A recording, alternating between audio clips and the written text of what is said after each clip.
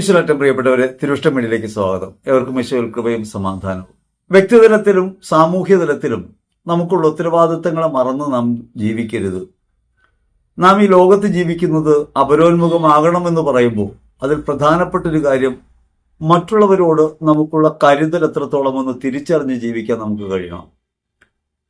ഞാൻ എൻ്റെ കാര്യം നോക്കുന്നു, ഞാൻ ആർക്കും കുഴപ്പമില്ലാതെ ജീവിക്കുന്നു, ഞാൻ ആരെയും ശല്യം ചെയ്യുന്നില്ലല്ലോ എന്ന സാമാന്യവാദങ്ങളുണ്ടല്ലോ, അവയെല്ലാം യഥാർത്ഥത്തിൽ ഈ അപരനിഷേധത്തിന്റെ ഭാവങ്ങളാണ്.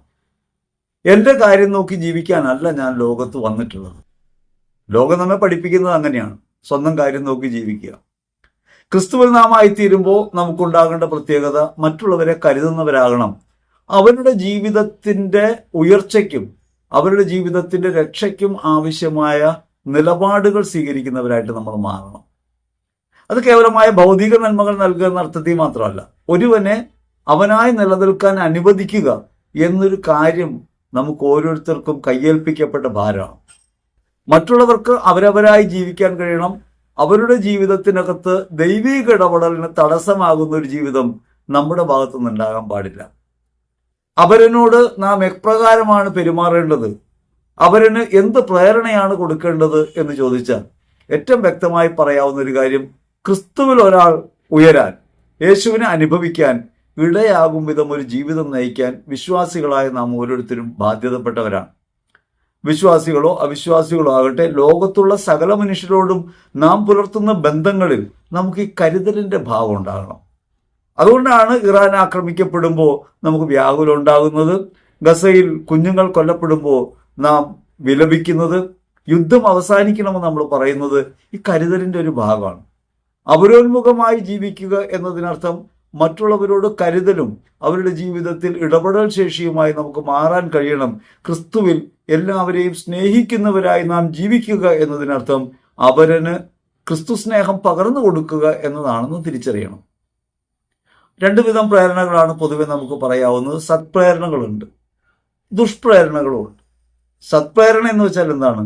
അത് ഒരാൾക്ക് അയാളായി ജീവിക്കാൻ, അയാളുടെ ജീവിതത്തിൽ വ്യക്തിപരമായി അയാൾ ദൈവത്തെ അനുഭവിച്ചുകൊണ്ട് ദൈവോന്മുഖമായി ജീവിക്കാനുള്ള പ്രേരണ കൊടുക്കുക എന്നുള്ളതാണ്. അത് വ്യക്തിതലത്തിലുണ്ട്, കുടുംബാന്തരീക്ഷത്തിലുണ്ട്, സാമൂഹ്യമായിട്ടുണ്ട്, രാഷ്ട്രമെന്ന നിലയ്ക്ക് അധികാരപരമായ മേഖലയിലുണ്ട്. ഈ മേഖലകളെ തിരിച്ചറിഞ്ഞ് നമുക്ക് ജീവിക്കാൻ കഴിയണം. എൻ്റെയും നിങ്ങളുടെയും ജീവിതം കേവലമായ ഒരു വിശ്വാസബോധ്യത്തിനകത്ത് ഇരുളടഞ്ഞൊരു മുറിക്കകത്തിരിക്കുന്ന കാര്യമല്ല. വിശ്വാസം ഒരു തുറവാണ്. മറ്റുള്ളവരെ കരുതാനും സ്നേഹിക്കാനും എന്നെ ബലപ്പെടുത്തുന്ന ഒരു ശക്തിയായി വിശ്വാസം ഉണ്ടാകുമ്പോഴാണ് വിശ്വാസം ഒരു കരുതൽ ശേഷിയായിട്ട് മാറുക. അതുകൊണ്ട് എൻ്റെ പ്രേരണകൾ സത്പ്രേരണകളാണോ, ലോകത്തിന് ഉത്കൃഷ്ടമായവയാണോ ഞാൻ നൽകുന്നത്, അതോ ലോകത്തെ നിഷേധത്തിലേക്ക് നയിക്കുന്നവയാണോ എൻ്റെ പ്രവൃത്തികൾ, എൻ്റെ ജീവിതം എന്നത് ശ്രദ്ധയോടെ നാം നോക്കേണ്ട കാര്യമാണ്. പ്രത്യേകിച്ചും വിശ്വാസത്തെ സംബന്ധിക്കുന്ന കാര്യത്തിൽ, വിശ്വാസം പഠിപ്പിക്കുന്ന കാര്യത്തിൽ ഏത് തരത്തിലുള്ള നിലപാടുകളാണ് നമ്മൾ സ്വീകരിക്കുന്നത്? അവരിന് ദുഷ്പ്രേരണയാണോ അതോ ക്രിസ്തുവോന്മുഖമായ വളർച്ചയ്ക്കുള്ള പ്രേരണയാണോ എന്ന് ഞാൻ പകരുന്നത്? അത് സാമൂഹ്യതലത്തിലും സഭാ കൂട്ടായ്മയ്ക്കകത്തും കുടുംബത്തിലും വ്യക്തിബന്ധങ്ങൾക്കകത്തുമൊക്കെ ഞാൻ പുലർത്തുന്ന ഭാവങ്ങളിലൂടെയാണ് വെളിപ്പെടുത്താൻ പറ്റുക. ഇന്ന് നമ്മൾ കാണുന്ന ഒരു പ്രധാനപ്പെട്ട വൈകല്യം വിശ്വാസതലത്തിൽ ദുഷ്പ്രേരണകൾ കൂടി വരുന്നു എന്നുള്ളതാണ്. ദുഷ്പ്രേരണകൾ കൂടി വരുന്നു, വിശ്വാസം കേവല കാര്യസാധ്യത്തിനുള്ള ഒരു കാര്യമായിട്ട് മാറുന്നു.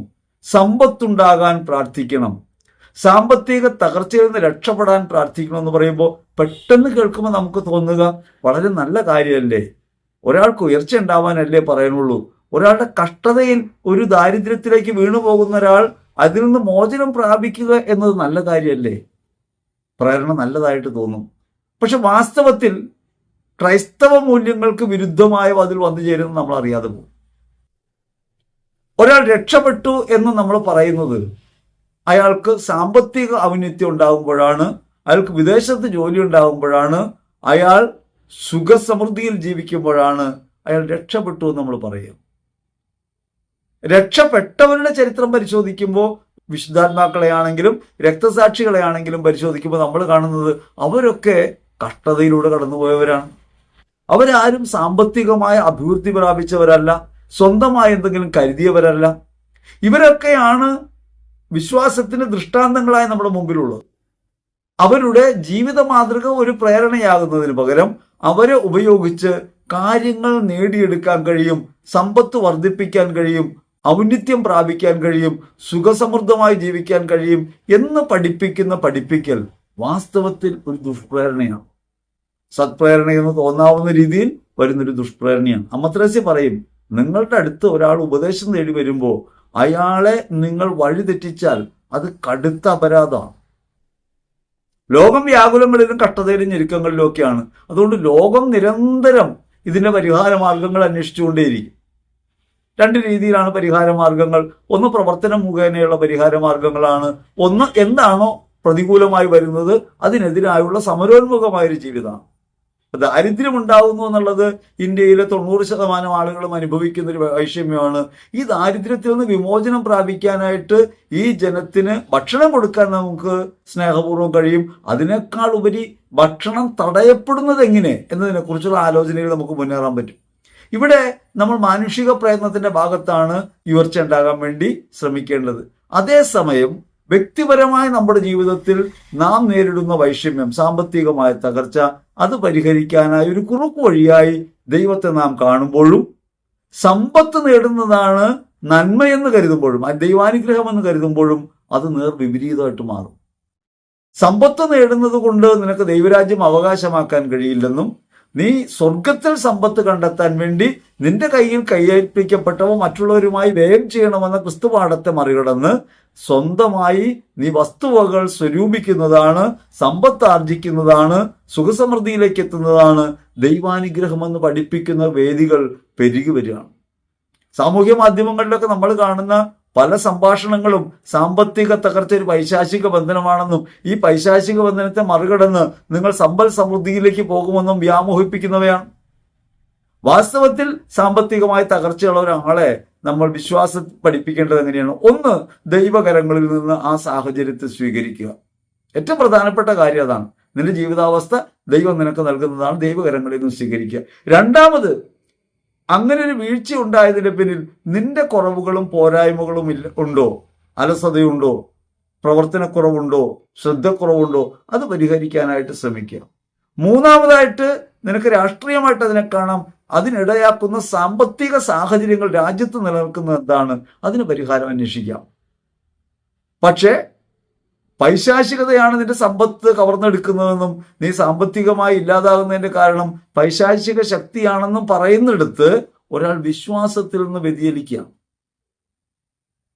സമ്പത്തുണ്ടാകുന്നത് രക്ഷാകേന്ദ്രമായിട്ട് ഉപയോഗിക്കാൻ നീ സമ്പത്തുള്ളപ്പോൾ എന്ത് ചെയ്തിട്ടുണ്ടോ എന്ന് ആലോചിക്കാനാണ് വിശ്വാസത്തിൽ വേണ്ടത്. സമ്പത്ത് നിന്റെ കയ്യിലുള്ളപ്പോൾ ആ സമ്പത്ത് നീ മറ്റുള്ളവരുമായി പങ്കുവയ്ക്കുന്നുണ്ടോ? സമ്പത്ത് നേടുന്നതിന്റെ പിന്നിലെ ലക്ഷ്യം എന്താണ്? സമ്പത്ത് നേടുന്നത് തൻ കാര്യത്തിനാണോ അതോ മറ്റുള്ളവർക്ക് നൽകാൻ വേണ്ടിയാണോ? നമ്മളെല്ലാവരും അധ്വാനിക്കാൻ വിളിക്കപ്പെട്ടവരാ. നമ്മുടെ അധ്വാനമൊക്കെ നമുക്ക് കരുതലുണ്ടാകാനും നമുക്ക് ശേഷി ഉണ്ടാകാനും വേണ്ടിയുള്ളതല്ല. ആ കഴിവ് മറ്റുള്ളവർക്ക് വേണ്ടി വിനിയോഗിച്ചുകൊണ്ട് ദൈവരാജ്യത്തിന്റെ സാക്ഷ്യമായിട്ട് മാറാനുള്ളതാണ്. അതുകൊണ്ട് ധനം ആർജിക്കുമ്പോൾ ആർജിക്കുന്ന ധനത്തിൽ ഉടക്കാതെ ധനമാർജിക്കുന്ന ആ ശേഷി തന്ന ദൈവത്തിലേക്ക് തിരിയാനും ദൈവം കയ്യിലേൽപ്പിച്ചവയാണ് ഈ സമ്പത്തെന്ന ബോധ്യത്തോടെ അത് മറ്റുള്ളവരുമായി പങ്കുവയ്ക്കാനും നമുക്ക് കഴിയുമ്പോഴാണ് യഥാർത്ഥത്തിൽ സമ്പത്ത് ജീവിതത്തിൽ ഗുണകരമാകുക എന്ന പാഠം നൽകേണ്ടതിന് പകരം നിന്റെ ജീവിതത്തിൽ സമ്പത്ത് ഉണ്ടാകുന്നതിന്റെ കേന്ദ്രം ദൈവാനുഗ്രഹമാണെന്നും ദൈവം നിനക്ക് നൽകുന്ന ദാനമാണെന്നും അത് നിന്റേതാണെന്നും പറയുമ്പോൾ അതിന്മേൽ അടയിരിക്കാനുള്ള പ്രവണത ഉണ്ടാകുന്നു. അത് നഷ്ടപ്പെടുത്തുന്നത് പിശാചാണെന്ന് പറയുമ്പോൾ ഒരു അന്ധവിശ്വാസത്തിലേക്ക് നയിക്കുന്നു. അങ്ങനെ ജീവിതത്തിൽ സമ്പത്ത് എന്താണെന്നും എങ്ങനെയാണെന്നും എന്തിനാണെന്നുമുള്ള യഥാർത്ഥമായ പാഠം നൽകാതെ പോകുന്നു. ഒരു ദുഷ്പ്രേരണയാണ്. ഇത് വളരെ വ്യാപകമായി നമ്മുടെ സമൂഹത്തിൽ പ്രചരിച്ചുകൊണ്ടിരിക്കുന്ന കാര്യമാണ്.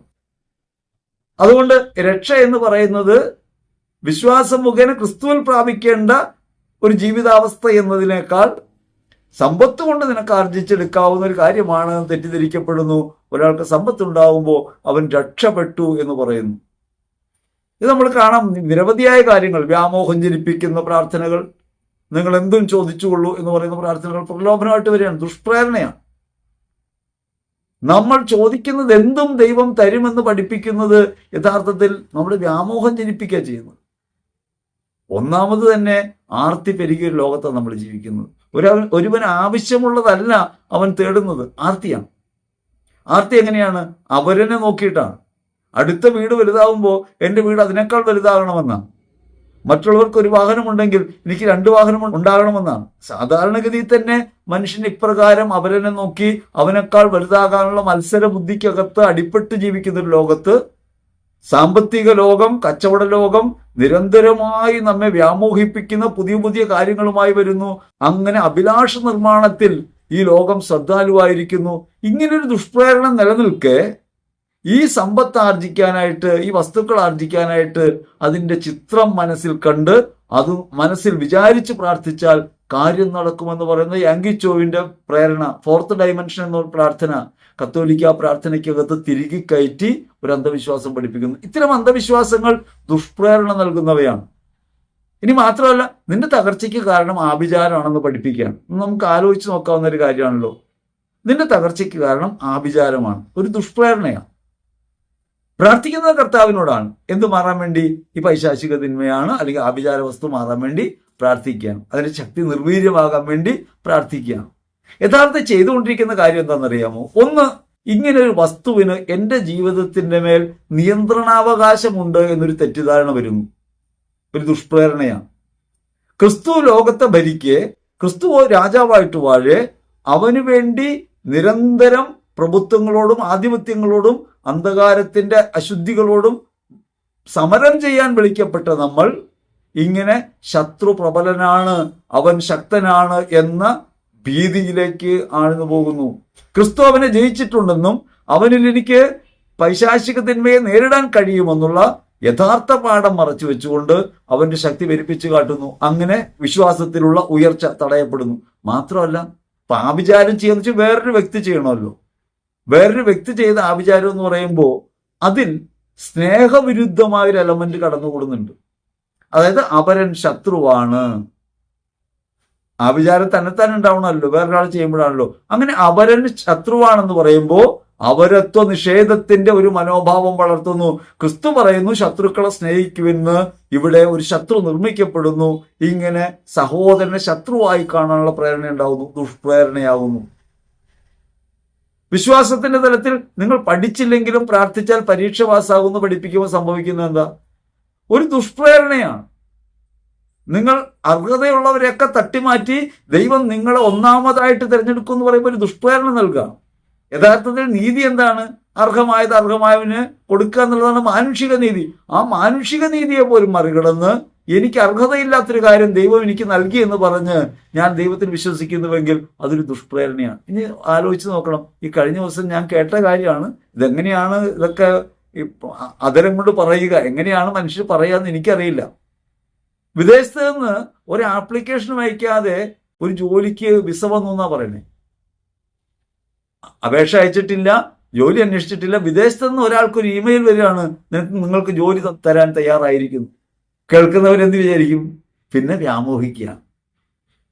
വിദേശത്ത് പോകാൻ നിങ്ങൾ ഇങ്ങനെ പ്രാർത്ഥിച്ചാൽ മതി, ഉടമ്പടി എടുത്താൽ മതി, അല്ലെങ്കിൽ മെഴുകുതിരി കത്തിച്ചാൽ മതി, അല്ലെങ്കിൽ നവനാൾ കൂടിയാൽ മതി, നിങ്ങൾ ഇവിടെ പോയാൽ മതി, നിങ്ങൾ ഈ ധ്യാനം കൂടിയാൽ മതി, നിങ്ങൾ ഈ പ്രാർത്ഥനയിൽ പങ്കെടുത്താൽ മതി, നിങ്ങൾ 1000 പ്രാവശ്യം വചനം എഴുതിയാൽ മതി എന്നൊക്കെ നമ്മൾ പറയുന്ന സമയത്ത് അത് യഥാർത്ഥത്തിൽ ഒരു ദുഷ്പ്രേരണയാണ് എന്ന കാര്യം ഓർക്കുന്നില്ല. ഈ ലോകത്ത്, ഈ മത്സരക്കളത്തിനകത്ത് ഓട്ടത്തിൽ ഒന്നാമതാകാൻ വേണ്ടി നാം കഴിക്കുന്ന മയക്കുമരുന്നല്ല പ്രാർത്ഥന. അതുകൊണ്ട് തിരിച്ചറിയേണ്ട കാര്യം, ക്രിസ്തുവിൽ ലോകത്തെ വീക്ഷിക്കാനും ക്രിസ്തുവിൽ കാര്യങ്ങളെ മനസ്സിലാക്കാനും പ്രേരണ നൽകേണ്ടവർ തന്നെ വിശ്വാസതലത്തിൽ ദുഷ്പ്രേരണകൾക്ക് കാരണമായിട്ട് മാറുന്നു. ലോകം എപ്പോഴും ദുഷ്പ്രേരണകൾ നൽകിക്കൊണ്ടിരിക്കുകയാണ്. ലോകം നൽകുന്ന ദുഷ്പ്രേരണകൾക്ക് വിധേയപ്പെടാതിരിക്കാൻ തക്കവിധം പരിശുദ്ധാത്മാവിനാൽ നയിക്കപ്പെടുന്നവരാണ് നമ്മൾ. ലോകം നൽകുന്ന ദുഷ്പ്രേരണകൾ എന്തൊക്കെയാണ്? അത് ഈ പറഞ്ഞ ആർത്തിയാണ്. പരസ്യങ്ങൾ വരുന്നു, പുതിയ കാറ് വരുന്നു, പുതിയ മൊബൈൽ വരുന്നു, അതിനോട് അഭിമുഖം ഉണ്ടാകാൻ വേണ്ടി അഭിലാഷം നിർമ്മിക്കുന്നത് ലോകം ചെയ്തുകൊണ്ടിരിക്കുക. ഇത് മാത്രമല്ല, ഇപ്പോൾ മയക്കുമരുന്ന് ഒരു ദുഷ്പ്രേരണയാണ്. മയക്കുമരുന്ന് വരുന്നു, മയക്കുമരുന്ന് പ്രാമുഖ്യം നേടുന്നു, സമ്പത്ത് നേടുന്നതിനെ കുറിച്ചുള്ള നിരവധിയായ പദ്ധതികൾ, മ്യൂച്വൽ ഫണ്ടുകൾ, അങ്ങനെ നിരവധിയായ കാര്യങ്ങൾ ലോകത്ത് വരുന്നു. അവയൊക്കെ ഇങ്ങനെ നമ്മളെ പ്രലോഭിപ്പിച്ചുകൊണ്ടിരിക്കുക. ലോകത്ത് സാമ്പത്തികമായി ഒരു പറ്റം മാത്രം ഉയർന്നു വരുന്നു, മഹാഭൂരിപക്ഷവും ദാരിദ്ര്യത്തിലേക്ക് പോകുന്നു, ദുഷ്പ്രേരണ ഉണ്ടാകുന്നുണ്ട്. കള്ളക്കടത്തും മയക്കുമരുന്നും ഒക്കെ പ്രചരിക്കുന്നതിന്റെ പിന്നിലുള്ളത് സമ്പത്താർജിക്കുക എന്നും വിജയം വരിക്കുക എന്നൊക്കെയുള്ള പ്രേരണകളാണ്. ഇങ്ങനെ നിരവധിയായ പ്രേരണകൾ ലോകത്തുണ്ട്. ഈ ദുഷ്പ്രേരണകൾ ലോകം ചെയ്യുന്ന പ്രവൃത്തിയാണ്. ആ ദുഷ്പ്രേരണയേക്കാൾ അപകടകാരിയാണ് വിശ്വാസം പഠിപ്പിക്കുന്നതിൽ വരുന്ന പിഴവുകൾ. ആ ദുഷ്പ്രേരണകൾ യഥാർത്ഥത്തിൽ നമ്മെ കൊണ്ടുപോകുന്നത് ലോകത്തിന്റെ അടിമത്തത്തിലേക്കാണ്. സഹനങ്ങളിൽ നിന്ന് മോചനത്തിനായി പ്രാർത്ഥിക്കൂ എന്ന് പറയുന്നതും സഹനങ്ങളിൽ നിന്ന് രക്ഷപ്പെടാനായിട്ട് ലോകം വെച്ച് നീട്ടുന്ന പ്രലോഭനങ്ങളും ചേർന്ന് പോകുന്നു. അങ്ങനെ സഹനവിരുദ്ധമായ, വേദനകളോട് എതിർപ്പുള്ള, ജീവിതത്തിലെ പ്രതികൂലങ്ങളോടൊക്കെ എതിർപ്പുള്ള, എല്ലാറ്റിനെക്കുറിച്ചും പരാതിയുള്ള മനുഷ്യരാക്കി നമ്മളെ മാറ്റുന്നു. ഇത് യഥാർത്ഥത്തിൽ വിശ്വാസവിരുദ്ധതയുടെ ലക്ഷണമാണ്. അതുകൊണ്ട് ദുഷ്പ്രേരണകൾ ഉണ്ടാക്കുന്നത് ആര് എന്ന് ശ്രദ്ധിക്കണം. ഇപ്പൊ ലോകം നൽകുന്ന ദുഷ്പ്രേരണയുണ്ട്. ലോകം ദുരിതത്തിലാണല്ലോ. ലോകം എങ്ങനെയാണ് ദുരിതത്തിലാകുന്നത്? ലോകം എപ്പോഴും രോഗാതുരമാണ്. നിങ്ങൾ ആലോചിച്ച് നോക്കുക, പുതിയ ഒരു പ്രോഡക്റ്റ് വരുന്നു, അതിന് പ്രചാരം കിട്ടാൻ വേണ്ടി, അത് കൂടുതൽ ആളുകൾ വാങ്ങിക്കാൻ വേണ്ടി പ്രേരണ കൊടുക്കുന്നു. ആ പ്രേരണ മൂലം ചെന്നെത്തുന്നത് ഏതു തരത്തിലേക്കാണ്? ഒരു മത്സരക്കളത്തിലേക്കാണ്. ആ മത്സരക്കളത്തിനകത്ത് ഈ വ്യവസായം അല്ലെങ്കിൽ ഈ പറഞ്ഞ കച്ചവട ലോകം സമൃദ്ധിയിലാണോ? അല്ല. അത് നിരന്തരം ആർത്തി അതിനെ ഭക്ഷിച്ചുകൊണ്ടിരിക്കുകയാണ്. 10 കെട്ടുകൾ 100 മതിയെന്നും ശതമാകിൽ സഹസ്രം മതിയെന്നും അങ്ങനെ നിരന്തരമായി വ്യാമോഹത്തിലേക്ക് അത് പോവുകയാണ്. അത് ദുരിതത്തിലാണ്. ഇനി അത് മാത്രമാണോ? ഈ ലോകം ഇങ്ങനെ പുരോഗമിക്കുന്നു എന്ന പേരിൽ സാങ്കേതികതയും അനുദിനമുള്ള അഭിലാഷ നിർമ്മാണവും കൊണ്ട് ലോകം ഇങ്ങനെ കുതിച്ചു പായുമ്പോൾ ഈ ലോകത്ത് മാലിന്യം വർദ്ധിക്കുന്നു. മാലിന്യം യഥാർത്ഥത്തിൽ ഈ പറഞ്ഞ കച്ചവട സംസ്കാരത്തിന്റെ ഒരു സൈഡ് എഫക്റ്റാണ്. നിയന്ത്രിക്കാൻ കഴിയുന്ന കാര്യമല്ല. ഇനി മനുഷ്യർ പണമുണ്ടാക്കുമ്പോഴാണ് അവർ സ്വസ്ഥരാകുക എന്ന പാഠം ലോകം വെച്ച് നീട്ടുന്നു. പണമുണ്ടാകുമ്പോൾ വ്യക്തിബന്ധങ്ങൾ അകലുന്നു. പഴയതുപോലെ ബന്ധം ഉണ്ടാകുന്നില്ല. ഇപ്പൊ ഏറ്റവും എളുപ്പത്തിൽ പറയാവുന്നത് മൊബൈൽ നല്ലതല്ലേ? മൊബൈൽ നല്ലതാണ്. മൊബൈലിലൂടെ നമുക്ക് പരസ്പരം കമ്മ്യൂണിക്കേറ്റ് ചെയ്യാൻ എളുപ്പമുണ്ട്. ഇതൊക്കെ നല്ലത് തന്നെയാണ്. പക്ഷേ നിങ്ങൾ ആലോചിച്ച് നോക്കണം, ഓരോ ഘട്ടം കഴിയും തോറും, ആദ്യം നമുക്ക് ലാൻഡ് ഫോൺ ഉണ്ടായിരുന്നുള്ളൂ, കത്തിടപാടുകളായിരുന്നു അധികം ഉണ്ടായിരുന്നത്. കത്തിടപാടുകൾ ഉണ്ടായിരുന്നപ്പോൾ നമ്മൾ ഒരാളോട് നമ്മുടെ ദേഷ്യം പ്രകടിപ്പിക്കുന്നത് പതുക്കെ ആയിരുന്നു. ഇൻസ്റ്റന്റ് ആയിട്ട് ചെയ്യാൻ പറ്റില്ല. ഒരാളുടെ ദേഷ്യം തോന്നി, ഒരു കത്ത് എഴുതുകയാണ്, കത്ത് 10 പ്രാവശ്യം വെട്ടി, അവസാനം വേണ്ടെന്ന് വെച്ചു. ഇപ്പൊ എഴുതണില്ല. അത്രയും നേരം കൊണ്ട് നമ്മുടെ ക്ഷോഭം അടങ്ങിയായിരുന്നു. ഇപ്പോൾ ദേഷ്യം തോന്നുന്നു, ഉടനെ മൊബൈൽ എടുക്കുന്നു. ആദ്യം നമ്മൾ മൊബൈലിൽ എഴുതിയൊക്കെയാണ് അയച്ചിരുന്നത്. ഇപ്പൊ അത് പറഞ്ഞയക്കുന്നു. എഴുതാനുള്ള ക്ഷമ പോലും നമുക്കില്ല. അതുകൊണ്ട് വികാരപ്രകടനങ്ങൾ വളരെ സ്പീഡിലാവുന്നു. നേരത്തെ നമ്മൾ രോഗിയെ കാണാൻ പോകും, ഇപ്പൊ ഫോൺ ചെയ്ത് ചോദിക്കണം, എങ്ങനെയുണ്ട് വിശേഷം? അങ്ങനെയുണ്ട്, അങ്ങനെയുണ്ട്, നേരെ കണ്ടു, ഫേസ് ടു ഫേസ്, പ്രശ്നം തീർന്നു. അതുകൊണ്ട് പുരോഗതികൾ നല്ലതാണ്, വികസനം നല്ലതാണ്. പക്ഷെ വികസനത്തിന്റെ ആത്യന്തിക ഫലമായിട്ട് വ്യക്തിബന്ധങ്ങൾ അകലാനിടയാകുന്നു, പാരസ്പര്യം അകലാനിടയാകുന്നു, പരസ്പരമുള്ള വിദ്വേഷം വർദ്ധിക്കുന്നു, പെട്ടെന്ന് പ്രകോപിതരാകുന്നു, ബന്ധങ്ങൾ ദൈർഘ്യം കുറഞ്ഞവയായിട്ട് മാറുന്നു, ബന്ധപ്പെടാനുള്ള അവസരങ്ങൾ അതിവിശാലമായി വളരുകയും ലോകം കൈക്കുമ്പിളിലായി മാറുകയും ചെയ്യുന്ന സമയത്ത് ഈ ലോകം എനിക്ക് അന്യമായി പോകുന്നു. ഇത് മനുഷ്യൻ നേരിടുന്ന പ്രതികൂലമാണ്. അതുകൊണ്ട് വ്യാവസായികമായി വളരുകയും പുരോഗതി പ്രാപിക്കുകയും ചെയ്യുന്നു എന്ന് പറയുമ്പോൾ അതോടൊപ്പം തന്നെ ഭീകരമായ ദാരിദ്ര്യം വർദ്ധിക്കുന്നു. ഇന്ത്യയിൽ 20% ആളുകൾ കുത്തകകളായി വളരുമ്പോൾ 80% പട്ടിണിക്കാരായി മാറുന്നു. ലോകത്ത് ഏറ്റവും കൂടുതൽ പട്ടിണിയുള്ള രാജ്യമായിട്ട് ഇന്ത്യ മാറിത്തീരുന്നു. അപ്പൊ നമ്മൾ മനസ്സിലാക്കേണ്ടത് ഈ ലോകം ഈ പ്രതികൂലത്തിലാണ്. ദുഷ്പ്രേരണ നൽകുന്നവർ ദുരിതത്തിന് വിധേയപ്പെടും. ഈ ദുഷ്പ്രേരണ ദുരന്ത കാരണമാണെന്നാണ് വചനം പറയുക.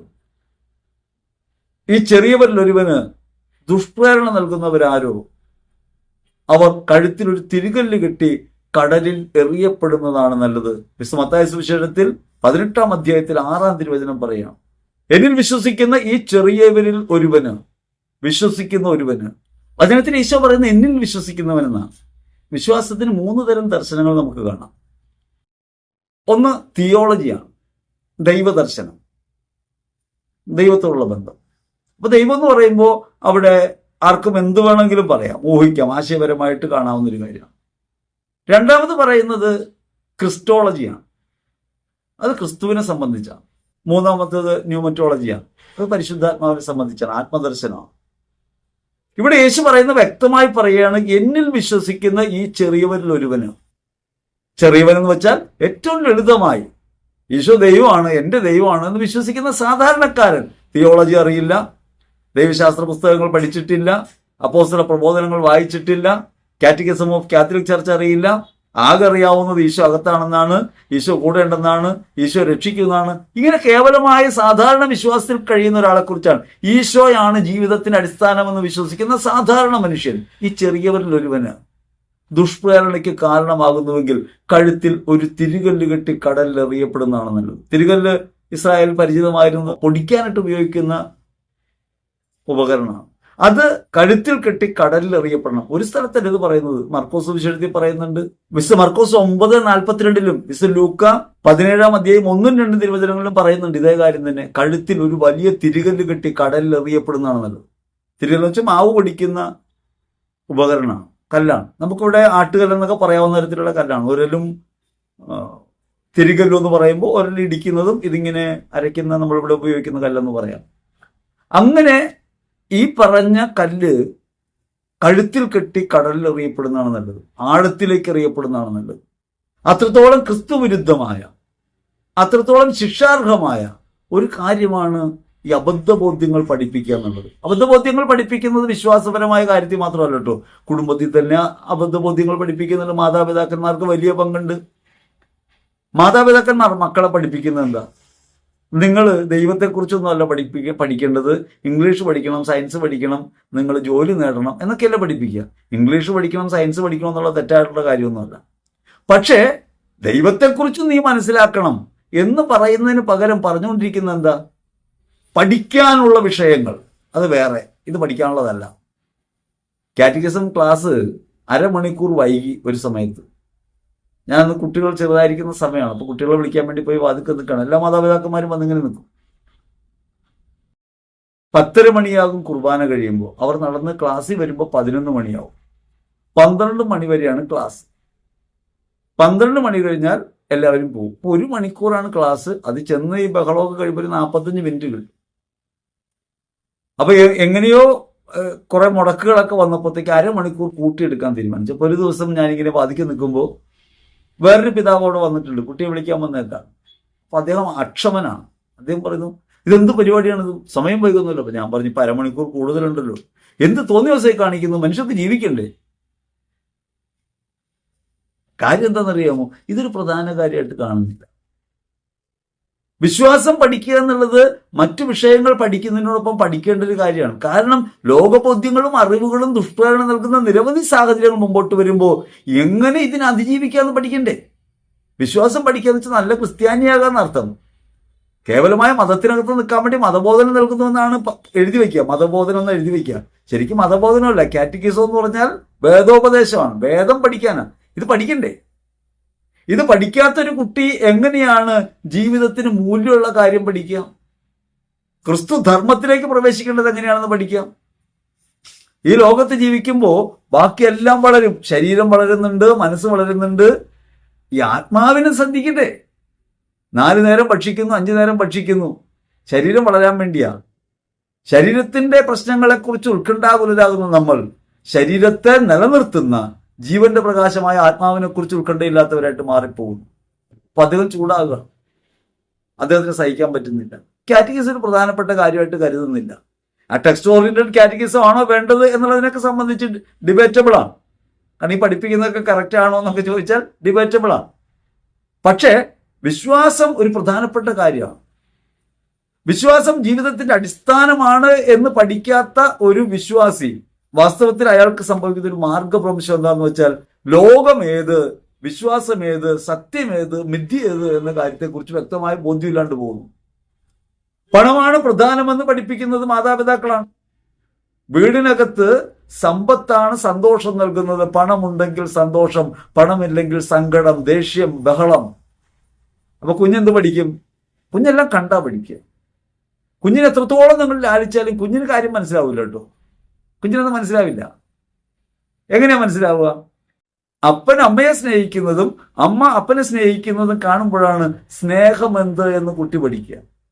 അങ്ങനെ പഠിപ്പിക്കാൻ പറ്റും, നേരിട്ട് പഠിപ്പിക്കാൻ പറ്റില്ല. ക്രിസ്തു നമ്മെ സ്നേഹിച്ചു എന്നതിൽ നിന്നാണ് പിതാവായ ദൈവത്തിന് നമ്മോടുള്ള സ്നേഹം നമ്മൾ മനസ്സിലാക്കുക. നേരിട്ട് മനസ്സിലാക്കാൻ പറ്റില്ല. സ്നേഹം നേരിട്ട് അനുഭവിക്കാൻ പറ്റിയ കാര്യമല്ല. നമ്മൾ ഒരിക്കലും നേരിട്ട് അനുഭവിക്കാന്ന് വാക്കുകൊണ്ടൊക്കെ പറയാം, ഞാൻ നിന്നെ സ്നേഹിക്കുന്നു, പിന്നാരെയാണെന്നൊക്കെ പറഞ്ഞ് കെട്ടിപ്പിടിക്കാം, യാതൊരു കാര്യമില്ല. അതേ നിമിഷം തന്നെ വെറുക്കം ചെയ്യും. ലവ് വിത്ത് ഹേറ്റ് എന്നാണ്. ഓരോ സമയത്തും സ്നേഹനിഷേധത്തെ തന്നെ ഉൾക്കൊള്ളുന്നുണ്ട്. സ്നേഹം ഒരു വഞ്ചനാത്മകമായ പ്രവൃത്തിയായിട്ട് കൂടി മാറുന്നുണ്ട്. അത് സ്വാഭാവികമായിട്ട് അതിനകത്ത് തന്നെ അടങ്ങിയിട്ടുള്ള കാര്യമാണ്. അതുകൊണ്ടാണ് തന്നെ വഞ്ചിക്കുന്ന സ്നേഹിതനോട് സ്നേഹിത എന്ന് വിളിക്കുന്നത് ക്രിസ്തുവിനറിയാം. യൂദാസ് എന്ന് പറയുന്ന ആളുടെ ഹൃദയത്തിനകത്തുള്ള അറിവില്ലായ്മ, അജ്ഞത, അവിദ്യ എന്താണെന്ന് ക്രിസ്തുവിനറിയാം. അതുകൊണ്ട് പലതും പറഞ്ഞ് പഠിപ്പിക്കാൻ നോക്കുന്നു, പഠിക്കാൻ പറ്റുന്നില്ല. കാരണം സ്നേഹം എന്താണെന്ന് മനസ്സിലാകുന്നില്ല. അപ്പൊ മാതാപിതാക്കൾ പരസ്പരം സ്നേഹിക്കുന്നതിലൂടെയാണ് കുട്ടി സ്നേഹം പഠിക്കുന്നത്. പക്ഷേ കുട്ടി സ്നേഹമായിട്ട് കാണുന്നത് വസ്തുക്കളെയാണ്. സാരി മേടിച്ചു കൊടുത്താൽ സന്തോഷമുള്ള അമ്മ, അപ്പന് ഇഷ്ടമുള്ള ഭക്ഷണം ഉണ്ടാക്കി കൊടുത്താൽ സന്തോഷമുള്ള അപ്പൻ, സമ്മാനം കിട്ടിയാൽ സന്തോഷമുള്ള കുട്ടികൾ, മധുരം കിട്ടുമ്പോൾ താങ്ക്സ് പറയുകയും മുത്തം കൊടുക്കുകയും ചെയ്ത മക്കൾ. ഇങ്ങനെ വസ്തുവിൽ കേന്ദ്രീകൃതമായി പോകുന്ന ഒരു ദുഷ്പ്രേരണ കുടുംബത്തിനകത്ത് വളരുന്നുണ്ട് എന്നുള്ളത് നമ്മൾ അറിയുന്നില്ല. മക്കളോട് നമ്മൾ പറയുന്നത് മത്സരക്കളത്തിലെ പന്തയക്കോഴിയാണ് നീ എന്ന. അതുകൊണ്ട് എൻട്രൻസ് പാസ്സാകണം, നീ പഠിച്ച് ജയിക്കണമെന്ന് പറയുന്നത് നീ ആയിരിക്കണമെന്നും നിന്റെ ഇഷ്ടം എന്താണെന്ന് അന്വേഷിക്കാനും മാതാപിതാക്കൾ തയ്യാറാകുന്നില്ല. കുഞ്ഞുങ്ങളെക്കുറിച്ച് നമുക്കുള്ള കരുതൽ എന്താണ്? നമ്മൾ പറയുന്നത് അവർ നല്ലവരാകാൻ വേണ്ടിയെന്നാ. എന്താ നല്ലവരാകാനാ? അവർക്ക് പണം ഉണ്ടാകണം, നമ്മൾ അനുഭവിച്ച കഷ്ടപ്പാടൊന്നും അവർക്ക് ഉണ്ടാവരുത്. നമ്മൾ അനുഭവിച്ച ഒരു ദൈവത്തെ പകർന്നു കൊടുക്കാൻ കഴിയാതെ പോകുമ്പോൾ നമ്മൾ യഥാർത്ഥത്തിൽ മത്സരക്കളത്തിലേക്ക് അവരെ തള്ളിവിടുന്നു, ലോകത്തിന്റെ ദുരന്തങ്ങളിലേക്ക് അവരെ തള്ളിവിടുകയാണ്. അതുകൊണ്ട് ജീവിതത്തിൽ ഒരു പ്രശ്നത്തെയും നേരിടാൻ കുഞ്ഞിന് കഴിയുന്നില്ല. അവൻ വാല്യൂ ആയിട്ട് കാണുന്ന എന്തിനെയാണ്? സമ്പത്തിനെയാണ്. അതുകൊണ്ട് അവനവന് ആവശ്യമുള്ളത് നിർമ്മിച്ചെടുക്കുക എന്നുള്ളതാണ് ജീവനോപാധി എന്നതിൽ നിന്ന് സമ്പത്താർജിക്കുകയും സുഖഭോഗങ്ങളിൽ വ്യാപരിക്കുകയും ചെയ്യുന്നതാണ് യഥാർത്ഥ ദൈവാനുഗ്രഹം എന്ന തെറ്റിദ്ധാരണയിലേക്ക് കുട്ടി മാറുന്നു. രാവിലെ ഒരു തിരി, വൈകിട്ട് ഒരു തിരി കത്തിക്കുന്നൊരു വീട്ടിൽ കുഞ്ഞെന്താ കാണുന്നത്? പച്ചത്തിരി കത്തിച്ചാൽ ഇങ്ങനെ, നീലത്തിരി കത്തിച്ചാൽ ഇങ്ങനെ എന്നല്ലേ കുട്ടി കാണും. ദൈവസന്നിധിയിൽ നാം എന്താണ് ചെയ്യേണ്ടതെന്നും എങ്ങനെയാണ് പ്രാർത്ഥിക്കേണ്ടതെന്നും കുട്ടിയെ പഠിപ്പിക്കുന്നതിന് പകരം കാര്യം കാണാൻ പ്രാർത്ഥിക്കാൻ മാതാപിതാക്കൾ നിർബന്ധിക്കുന്നു. പരീക്ഷയിൽ ജയിക്കാൻ, ജോലി കിട്ടാൻ, വിവാഹം നടക്കാൻ പ്രാർത്ഥിക്കൂ എന്ന് പറഞ്ഞ് അതിനുവേണ്ടിയുള്ള പ്രാർത്ഥനകൾ, എത്രയേറെ എഴുതപ്പെട്ട പ്രാർത്ഥനകൾ നമ്മുടെ കൈവശമുണ്ട്, അതൊക്കെ ചൊല്ലി നമ്മൾ പ്രാർത്ഥിക്കാം. ഇത് കാണുന്നൊരു കുട്ടി അയാളുടെ ജീവിതത്തിലെ പ്രശ്നത്തെ നേരിടാൻ എന്താ ചെയ്യുക? പ്രാർത്ഥനയെ കുറുക്കുവഴിയായിട്ട് കാണും. പ്രാർത്ഥിച്ചാൽ പരീക്ഷ ജയിക്കും, അപ്പൊ ദൈവം അനുഗ്രഹിച്ചാൽ ജയിക്കും, ജയിച്ചില്ലെങ്കിൽ കുറ്റം ആർക്കാ? ദൈവം അനുഗ്രഹിച്ചില്ല. അങ്ങനെയായി മാറും. അപ്പൊ കുടുംബത്തിനകത്ത് തന്നെ ഈ പ്രാക്ടീസ് കൊടുക്കുന്നുണ്ട്. അത് ദുഷ്പ്രേരണയാണ്. സ്നേഹവിരുദ്ധമായ, അയൽക്കാരനോട് വിദ്വേഷമുള്ള, ബന്ധുക്കളെ കുറിച്ച് എതിർപ്പുള്ള മാതാപിതാക്കൾ പഠിപ്പിക്കുന്ന എന്താ? ബന്ധുക്കളാരും നല്ലതല്ലെന്ന്. എനിക്ക് പലപ്പോഴും തോന്നിയിട്ടുണ്ട്, എനിക്ക് ബന്ധുമിത്രാദികളായിട്ട് വലിയ ബന്ധമൊന്നുമില്ല, അങ്ങനെ ഒരു അടുപ്പമില്ല. ഞാനിത് ആലോചിച്ചിട്ടുണ്ട്, എന്താ ഇതിന്റെ കുഴപ്പം? അപ്പോഴാണ് ഞാൻ എൻ്റെ ബാല്യകാലത്തിലേക്ക് പോകുന്നത്. എൻ്റെ വീട്ടിൽ ബന്ധുക്കളായ ആരെങ്കിലും വന്നാൽ അവർ പോയി കഴിയുമ്പോൾ അപ്പം വന്നിട്ട് പറയും, എന്തോ കൊടുക്കും കൊണ്ട് വന്നതാ, എന്തോ പറ്റിച്ചെടുക്കാൻ വന്നതാ. സാഹോദര്യം എന്നത് നമ്മളെ വഞ്ചിക്കാൻ വരുന്ന ഒരാളാണെന്നാണ് ഈ കുടുംബത്തിൽ പഠിപ്പിക്കുന്നത്. കുട്ടിയായിരിക്കുമ്പോൾ കിട്ടുന്ന പാടാണ്. അതുകൊണ്ട് ബന്ധുക്കളെ ഞാൻ സ്നേഹിക്കേണ്ടതാണെന്നും മറ്റുള്ളവരുടെ ബന്ധത്തിലാണ് ഞാൻ വളരേണ്ടതെന്നുള്ള കാര്യം മറന്നുപോയിട്ട് ഒരു ദുഷ്പ്രേരണ എൻ്റെ അകത്ത് കടന്നുകൂടി. സാഹോദര്യം പഠിക്കാൻ പറ്റുന്നില്ല. നിങ്ങൾ ആലോചിക്കുക, നിങ്ങളുടെ വീട്ടിൽ തന്നെ ഡിസ്ക്രിമിനേഷൻ ഇല്ലേ? പെൺകുട്ടികൾ ഇങ്ങനെയാണെന്നും അവർ അടങ്ങി ഒതുങ്ങിയിരിക്കണമെന്നും അവർ കളികളിൽ പങ്കെടുക്കരുതെന്നും അവർ പാത്രം കഴുകുകയും കഞ്ഞി വെച്ചും ജീവിക്കേണ്ടവരാണെന്നും ഇപ്പോഴും പഠിപ്പിക്കുന്നില്ലേ നമ്മുടെ മാതാപിതാക്കൾ? പെൺകുട്ടിയോട് നിരന്തരം പറഞ്ഞുകൊണ്ടിരിക്കുക, ഇതൊക്കെ പഠിക്ക്, വേറെ വീട്ടിൽ പോകേണ്ടതാണ്. ഒന്ന് ആലോചിച്ച് നോക്കിയേ, നമ്മുടെ വീട്ടിൽ വെട്ടാൻ നിൽക്കുന്ന പോത്താണ് നീ, നിന്നെ കൊല്ലാൻ കൊണ്ടുപോകുന്നു നിരന്തരം പറഞ്ഞുകൊണ്ടിരുന്നത് എന്തൊരു കഷ്ടമാണെന്ന് ആലോചിച്ച് നോക്കിയേ. ഈ ആൺപെൺ വ്യത്യാസം വീട്ടിൽ പഠിപ്പിച്ച് ഒരു ഡിസ്ക്രിമിനേഷൻ പഠിപ്പിച്ചിട്ട് ഈ കൊച്ചിനെ പറഞ്ഞു വിടുകയാണ്. അത് ഒരു 10, 18, 20 വയസ്സാകുമ്പോൾ ഈ പറഞ്ഞ ആൺകുട്ടി ഒന്നാന്തരം മൂരാച്ചിയായിട്ട് മാറും, പെൺകുട്ടി ഒന്നാന്തരം അടിമയായിട്ട് മാറും. അടിമയായിട്ട് മാറിയില്ലെങ്കിൽ അവൾ നിഷേധിയായിട്ട് ചിത്രീകരിക്കപ്പെടും. അതുകൊണ്ട് നമ്മുടെ ജീവിതത്തിനകത്ത് ദുഷ്പ്രേരണകൾ നൽകുന്നുണ്ട്. ശരീരം അപകടകരമാണെന്ന് പഠിപ്പിക്കുന്നുണ്ട്, അവരൻ ദ്രോഹിയാണെന്ന് പഠിപ്പിക്കുന്നുണ്ട്. ഇതൊക്കെ ദുഷ്പ്രേരണയാണ്. ദുഷ്പ്രേരണ നൽകുന്നത് ഒരു അപകടം പിടിച്ച കാര്യമാണ്. ക്രിസ്തുവിൽ സ്നേഹിക്കാൻ പഠിപ്പിക്കേണ്ടതിന് പകരം, അവരെ നന്മ കാണാൻ പഠിപ്പിക്കേണ്ടതിന് പകരം മറ്റുള്ളവർക്ക് വേണ്ടിയാണ് നാം അധ്വാനിക്കുന്നതെന്നും നമ്മുടെ അധ്വാന ഫലം ദൈവദാനമാണെന്നും ഇത് അവരിന് വേണ്ടി കൊടുക്കാൻ വിളിക്കപ്പെട്ടവരാണ് നമ്മളെന്നും നമ്മൾ ഓരോരുത്തരും മറ്റുള്ളവർക്കുള്ള ഭക്ഷണമാണെന്നും പഠിപ്പിക്കേണ്ടതിന് പകരം അവരനെ ഉപയോഗിച്ച് അവനവൻ നേട്ടങ്ങൾ ഉണ്ടാക്കേണ്ടതാണ് മഹത്വമെന്ന് പഠിപ്പിക്കുന്ന നമ്മുടെ കുടുംബ സാഹചര്യങ്ങൾ ദുഷ്പ്രേരണയ്ക്ക് കാരണങ്ങളായ സ്ഥലങ്ങളാണ്. അതുകൊണ്ടാണ് രണ്ട് വ്യക്തികൾ തമ്മിലുള്ള ബന്ധങ്ങളിൽ മാത്സര്യം ഉണ്ടാകുന്നത്. അവരൻ എന്റേതാണെന്ന് പറയാനാണ് നമുക്കിഷ്ടം, അവരെന്റേതാണ് ഞാനെന്ന് പറയാൻ ഇഷ്ടപ്പെടുന്നില്ല. അവരെന്റേതാണ് ഞാനെന്നും ദൈവം എനിക്ക് നൽകിയതാണ് ഈ അവസരമെന്നും ഞാൻ എന്നെ തന്നെ എത്രത്തോളം അകത്ത് മുറിച്ചു വിളമ്പുന്നുവോ അത്രത്തോളം ഞാൻ ക്രിസ്തുവിനെ അനുഭവിക്കുകയാണെന്നും മനസ്സിലാക്കേണ്ടതിന് പകരം അവരൻ എന്റേതാണ്, നീ എന്റെ സ്വന്തമാണ് എന്ന് പറയുന്നിടത്തേക്ക് എത്തുന്നു. അടിമഭാവത്തിലേക്ക്, വസ്തുവൽക്കരണത്തിലേക്ക് പോകുന്നു. ഇത് ദുഷ്പ്രേരണയാണ്. അപ്പൊ ദുഷ്പ്രേരണ നൽകുന്നത് ദുരിതമാണ് ഉണ്ടാക്കുക എന്നാണ് വചനം പറയുന്നത്. പ്രലോഭനങ്ങൾ നിമിത്തം ലോകത്തിന് ദുരിതം. പ്രലോഭനങ്ങൾ ഉണ്ടാകേണ്ടതാണ്. സ്വർഗ്ഗസ്ഥനായ പിതാവേ എന്ന പ്രാർത്ഥിക്കുമ്പോൾ നമ്മൾ പറയുന്ന പ്രലോഭനം വേണ്ടെന്നല്ല, പ്രലോഭനത്തിൽ ഞങ്ങളെ ഉൾപ്പെടുത്തരുതേ, അതിനകത്ത് പെട്ടുപോകാൻ ഇടയാകാതിരിക്കണമെങ്കിൽ നമ്മുടെ ദർശനം എങ്ങോട്ടായിട്ട് മാറണം? ക്രിസ്തു കേന്ദ്രീകൃതമാകണം. പ്രലോഭനങ്ങൾ നമ്മളെ വീഴ്ത്തുന്നുവെങ്കിൽ അതിന് കാരണം നമ്മൾ ക്രിസ്തു കേന്ദ്രീകൃതമല്ലെന്നുള്ളതാണ്. ഏറ്റവും എളുപ്പത്തിൽ പറയാം, വിശുദ്ധ പത്രോസ് യേശുവിനെ വിധിക്കുന്ന സമയത്ത് അവിടെയുണ്ട്. അങ്ങനെ അവിടെ ചെന്നത് വളരെ തീക്ഷ്ണതയോടെയാണ്. കാരണം സ്വന്തം നാഥനും രക്ഷകനുമായവൻ, ദൈവമാണെന്നൊക്കെ, സജീവനായ ദൈവത്തിന്റെ പുത്രനായ മിശിഹായാണെന്ന് ഏറ്റുപറഞ്ഞ ഒരാളാന്ന് ഓർക്കണം പത്രോസ്. ആ പത്രോസ് പ്രലോഭിതനായി. എങ്ങനെയാ പ്രലോഭിതനായത്? പത്രോസിന്റെ സ്നേഹം തണുത്തുപോയി. സ്വന്തം ഗുരുവിനെ, ദൈവപുത്രനെ മരണത്തിന് വിധിക്കുന്ന സമയത്ത് പത്രോസിന് തണുത്തു. എന്തുകൊണ്ടാണ് പത്രോസിന് തണുത്തത്? സ്നേഹം തണുത്തുറഞ്ഞു പോയതുകൊണ്ടാണ്. നിങ്ങൾ ചിന്തിച്ചാൽ മതി, നിങ്ങളുടെ ആരെങ്കിലും ICU കിടക്കുമ്പോൾ നിങ്ങൾ പുറത്ത് നിൽക്കുകയാണെങ്കിൽ നിങ്ങൾക്ക് ഉറക്കം വരുമോ? ഉറക്കം വരില്ല. കിടത്തിയാൽ ഉറക്കാൻ പറ്റുമോ? കിടക്കാൻ എല്ലാ സാഹചര്യങ്ങളും ഉറങ്ങാൻ പറ്റുമോ? കാരണം അപ്പുറത്തൊരാൾ മരണത്തോട് മല്ലടിക്കുകയാണ്. ഇവിടെ ഏറ്റവും പ്രിയപ്പെട്ട ഒരാൾ കുറ്റവിചാരണ ചെയ്യപ്പെടുന്നു, അയാൾ മരണത്തിന് വിധിക്കപ്പെടാൻ പോവുകയാണ്. ആ സമയത്ത് പത്രോസിന് തണുക്കുന്നു. കാരണം സ്നേഹം തണുത്തുറഞ്ഞു പോയി. അപ്പോഴാണ് തീ കായാൻ പോയത്. തീ കായാൻ പോയപ്പോഴാണ് ചോദ്യം ഉണ്ടായത്. ചോദ്യം ഉണ്ടായപ്പോഴാണ് അറിയില്ല എന്ന് പറഞ്ഞത്. അപ്പൊ അറിയില്ല എന്ന് പറഞ്ഞ് കേവല പ്രവൃത്തിയെ കാണുന്നതിന് പകരം അതിന്റെ അടിസ്ഥാനം കാണണം. അടിസ്ഥാനം സ്നേഹവിരുദ്ധമായി മാറിയിട്ടുണ്ട്. ലോകം പറയാണ്, നിങ്ങളെ സ്നേഹിക്കുന്നവരെ നിങ്ങൾ സ്നേഹിച്ചാൽ മതി, നിങ്ങൾ ദ്വേഷിക്കുന്നവരെ ദ്വേഷിക്കണം. ലോകം പറയാണ്. ക്രിസ്തു വിരുദ്ധമാണ്, ലോകത്തിന്റെ പ്രലോഭനമാണ്. ആ പ്രലോഭനത്തിൽ വീഴാതിരിക്കണമെങ്കിൽ ക്രിസ്തുവിനെ സ്നേഹിക്കാൻ തുടങ്ങണം, ക്രിസ്തുവിൽ നിന്ന് സ്നേഹം അനുഭവിക്കാൻ തുടങ്ങണം. മനുഷ്യരെ സ്നേഹിക്കണമെങ്കിൽ മനുഷ്യരെ സ്നേഹിച്ചാൽ പോരാ, ക്രിസ്തുവിനെ സ്നേഹിക്കണം. ക്രിസ്തുവിനെ സ്നേഹിക്കുന്ന ഒരാൾക്ക്, ക്രിസ്തു സ്നേഹം അനുഭവിക്കുന്ന ഒരാൾക്ക് മനുഷ്യരെ തള്ളിക്കളയാൻ കഴിയില്ല. ഒരാളോടും വിരോധം വെച്ച് പുലർത്താൻ കഴിയില്ല. കാരണം സ്നേഹം സമൃദ്ധമായി ലഭിക്കുന്നുണ്ട്.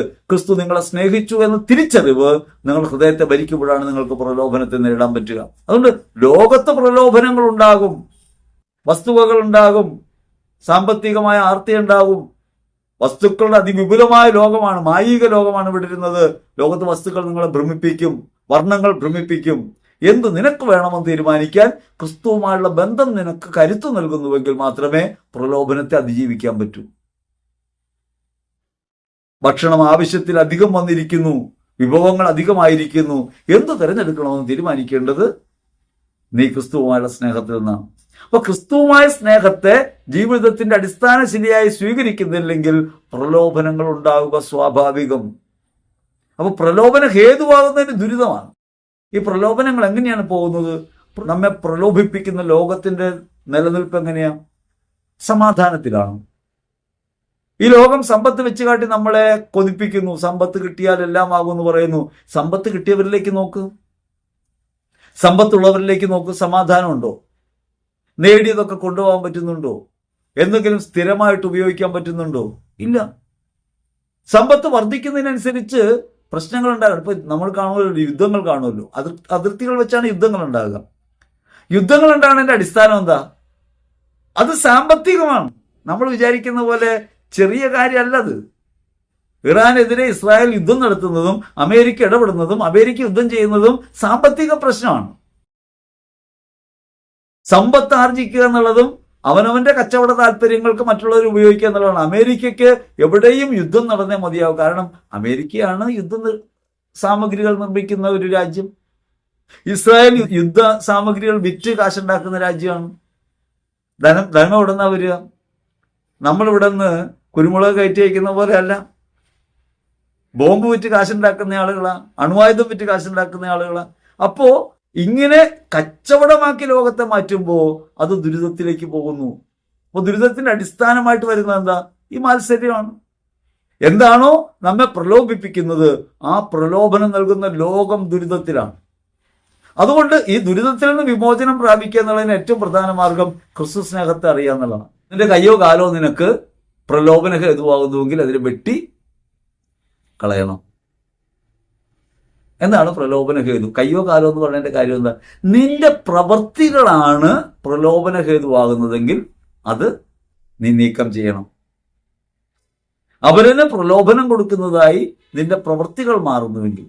ഇനി ബാക്കി പറയുന്നത് കണ്ണ് പ്രലോഭന ഹേതുവാകുന്നുവെങ്കിൽ അതിനർത്ഥം എന്താ? ജ്ഞാനേന്ദ്രിയങ്ങൾ, അറിവ് നിന്നിലേക്ക് കടന്നു വരുന്ന മാർഗങ്ങൾ, മറ്റുള്ളവരിലേക്ക് നീ അറിവ് കടത്തിവിടുന്ന മാർഗങ്ങൾ പ്രലോഭന ഹേതുവാകുന്നുവെങ്കിൽ. നമ്മൾ എങ്ങനെയാണെന്നറിയാമോ? സ്ത്രീകളുടെ വസ്ത്രധാരണം ശരിയല്ലെന്ന് നമ്മൾ പറയുന്നത്. പെട്ടെന്ന് കേട്ടാൽ ശരിയല്ലേ? സ്ത്രീകളുടെ വസ്ത്രധാരണം ശരിയല്ല. പുരുഷന്മാർ പ്രലോഭിതരാകും, പുരുഷന്മാർ പ്രലോഭിതരായി പോവും. അതുകൊണ്ട് സ്ത്രീകൾ വസ്ത്രം നന്നായിട്ട് ധരിക്കണം. പുരുഷന്മാർ പ്രലോഭിതരാകുന്നത് തങ്ങളുടെ കണ്ണിന്റെ ഈ ജ്ഞാനേന്ദ്രിയത്തെ പ്രലോഭനത്തിൽ നിന്ന് മോചിപ്പിക്കാൻ കഴിവില്ലാതായി പോകുമ്പോഴാണ്, പ്രലോഭന ഹേതുവാകുമ്പോഴാണ്. പെണ്ണല്ല പ്രലോഭന ഹേതു, കണ്ണാണ്. അത് പറയുന്നില്ല. ഞാൻ തിരിച്ചു ചോദിക്കട്ടെ, ആണുങ്ങളെ കാണുമ്പോൾ പെണ്ണുങ്ങൾക്കും ഇങ്ങനെ തോന്നാൻ പാടില്ലേ? പ്രലോഭനം തോന്നാൻ പാടില്ലേ? പെണ്ണുങ്ങൾക്കാരും തോന്നാൻ പാടില്ല. പെണ്ണുങ്ങൾക്കാരും അവകാശമൊന്നുമില്ല. അവർ മനുഷ്യരായിട്ട് കൂട്ടിയിട്ടില്ലല്ലോ. ഇങ്ങനൊരു ആൺകോമയുടെ നിയമം വരികയാണ്. നമ്മൾ ആലോചിക്കേണ്ടത് മറ്റുള്ളവർ വസ്ത്രം ധരിക്കുന്നുവോ ധരിക്കുന്നില്ലയോ എന്നുള്ളതല്ല. നിന്റെ കണ്ണ് നിനക്ക് പ്രലോഭന ഹേതുവാകുന്നുവെങ്കിൽ, നിന്റെ ജ്ഞാനേന്ദ്രിയം നിന്നെ പ്രലോഭിപ്പിക്കുന്നുവെങ്കിൽ അത് ചൂഴ്ന്നെടുത്ത് കളയുക. എവിടെയാണ് പ്രലോഭനം ഉണ്ടാകുന്നത്? ക്രിസ്തു ദർശനമില്ലാതെ പോകുമ്പോഴാണ്. നമുക്ക് മനുഷ്യജീവന്റെ സമഗ്രത എന്ന് പറയുന്നൊരു കാര്യമുണ്ടല്ലോ പ്രസാദപരത്തിലുള്ളത്. അതായത് സ്വന്തം വികാരങ്ങളെ ദൈവാത്മ പ്രേരണയ്ക്ക് വിധേയമായി പ്രയോഗിക്കാൻ കഴിയുക. അത് ഉത്ഭവഭാവത്തിൽ നിന്ന് മോചനം ലഭിച്ച് പ്രസാദപരം നമുക്ക് നൽകപ്പെട്ട കാര്യമാണ്. അത് വിനിയോഗിക്കുന്നില്ല. നമ്മൾ പറയാണ് ഈ പുറത്ത് കുഴപ്പമുള്ളത് കൊണ്ടാണ് എനിക്ക് ഈ കുഴപ്പമുള്ളത്. അങ്ങനെയല്ല, നിനക്ക് കുഴപ്പമുള്ളത് കൊണ്ടാണ് നിനക്ക് പുറത്തൊക്കെ കുഴപ്പമായിട്ട് തോന്നുന്നത്. വസ്ത്രധാരണം ഇങ്ങനെയാവണമെന്ന് ഇവിടെ വാദിച്ചാൽ അമേരിക്ക ചെന്ന് വാദിക്കാൻ പറ്റൂ? ലോകത്ത് നിരവധിയായ മനുഷ്യ സമൂഹങ്ങൾ, വസ്ത്രധാരണത്തിൽ വൈവിധ്യമുള്ളവർ, പലവിധത്തിൽ ജീവിക്കുന്നവർ, അവരുടെയൊക്കെ ഇടയിൽ ജീവിക്കാൻ വിളിക്കപ്പെട്ടവരാ നമ്മൾ.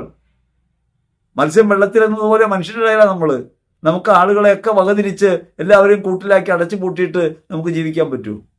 അപ്പോൾ മനസ്സിലാക്കേണ്ടത് പ്രലോഭനം വരുന്നത് മറ്റുള്ളവരിലൂടെയല്ല, പാപഹേതുവാകുന്നത് നമ്മുടെ ഇന്ദ്രിയങ്ങളാണ്. നമ്മുടെ തിരഞ്ഞെടുപ്പിനുള്ള അവകാശത്തിലാണ് നാം ശ്രദ്ധ വയ്ക്കേണ്ടത്.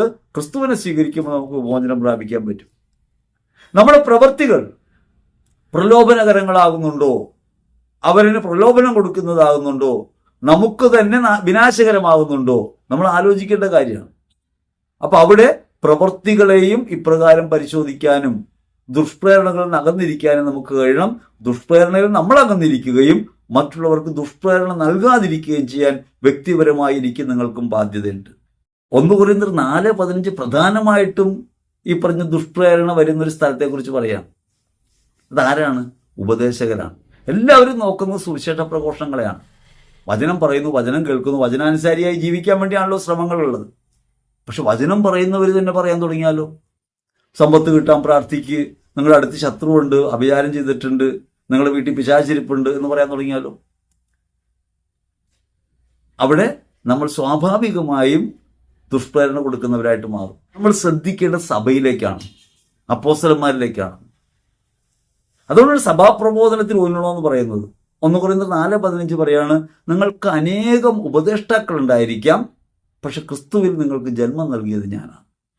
സഭയാണ് നമുക്ക് ജന്മം നൽകിയത്. സഭയിൽ അനേകം പ്രഘോഷകരുണ്ടാകാം. എത്രത്തോളം പ്രഘോഷകർ!